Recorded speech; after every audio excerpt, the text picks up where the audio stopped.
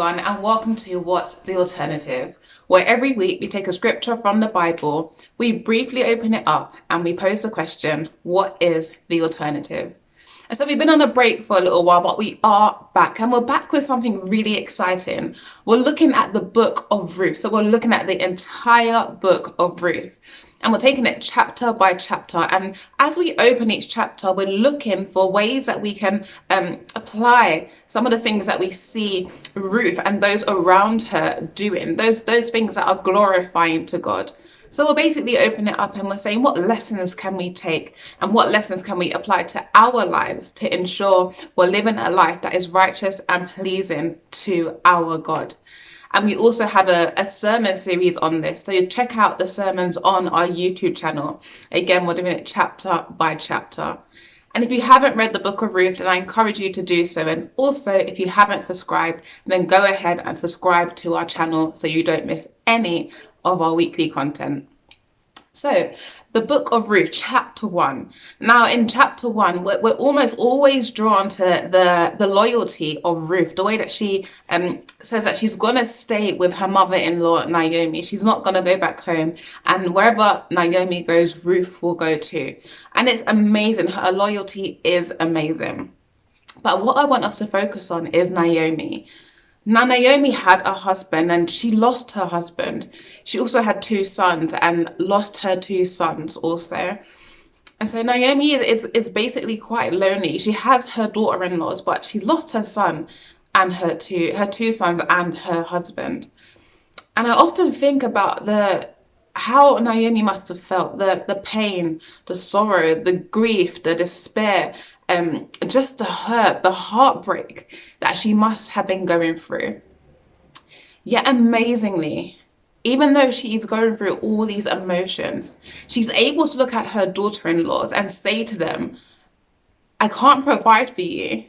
You need to be provided for. So go back to your families. What can I give to you? I have no sons to give to you for you to marry.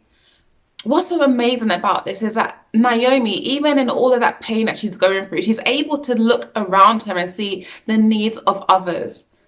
In her grief, she's still able to put the needs of others before her own.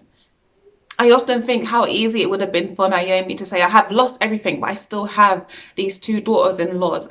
Let me keep them. Let me hold on to them so I won't be that lonely. But she doesn't. She says to them, go back to your families.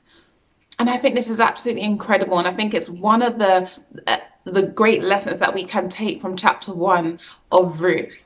Is that when we're going through times of despair and trouble and hurt and grief, and it's so overwhelming, are we still able in that place to look at the needs of others? I know certainly for me, in those times, it's really hard for me to think about anybody else other than myself and what I'm going through. And so Naomi really challenges me, even in those times, to hand over that grief to God, express it to God, but to still be aware of those around me and the needs that they have.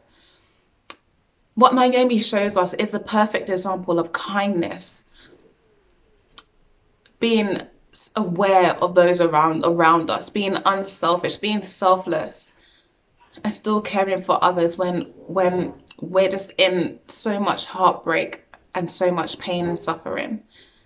And you know, she kind of reminds me of Jesus in the way that Jesus knew he had to suffer. He knew the cross that was before him and he knew what it entailed. Yet he was selfless and he put our needs, we needed salvation, we needed to be saved. He put our needs before his own needs. He said, I'll go to the cross and I will die for them, so that there will be forgiveness of sin, so that there will be new life. And so my challenge to us as we journey with God is, in those times, are we still able to put the needs of others before our own, to be a sacrifice, to be selfless, even if it's not going to benefit us, which in Naomi's case, it didn't benefit her at all in sending her daughters away, but she still did it because she put their needs first. And I think the underlying thing that we see here is love. Naomi was a woman of love. So I encourage you to be people of love, because our God is love. and we are his children. After all, what is the alternative?